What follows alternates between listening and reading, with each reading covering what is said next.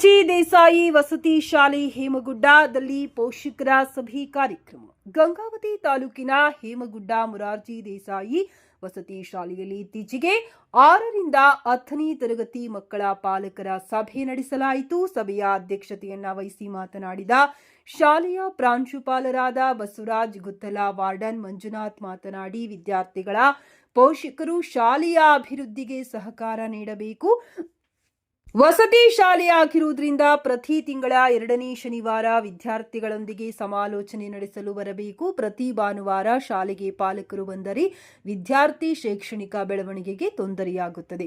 ಆದ್ದರಿಂದ ಶಾಲೆಯ ನಿಯಮಗಳಿಗೆ ಬದ್ಧವಾಗಿರಬೇಕೆಂದರು. ವಸತಿ ಶಾಲೆಯ ಸರ್ವತೋಮುಖ ಅಭಿವೃದ್ಧಿಗೆ ಪೋಷಕರ ಸಹಕಾರ ಅಗತ್ಯವೆಂದರು.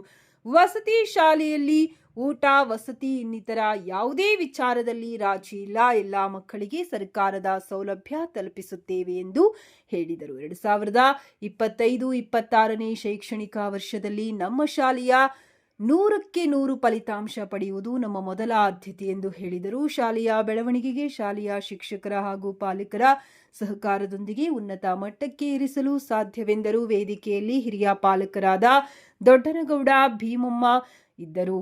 ಪಾಲಕರನ್ನ ಪ್ರತಿನಿಧಿಸಿ ಅನೇಕರು ಸಲಹೆ ಸೂಚನೆ ನೀಡಿದರು. ಈ ಕಾರ್ಯಕ್ರಮದಲ್ಲಿ ಜ್ಞಾನೇಶ್ ಕಡಗದ ಸ್ವಾಗತಿಸಿದರು, ಶರಣಪ್ಪ ನಿರೂಪಿಸಿದರು, ಮಾರುತಿ ವಂದಿಸಿದರು. ಶಾಲೆಯ ಶಿಕ್ಷಕರಾದ ವಿನೋದ್, ಹನುಮಂತ, ಶಿಲ್ಪಾ, ತುಳಸಾ, ಸರಸ್ವತಿ, ನಿರುಪಾದಿ ಹಾಗೂ ನೂರಾರು ಪಾಲಕರು ಭಾಗವಹಿಸಿದ್ದರು.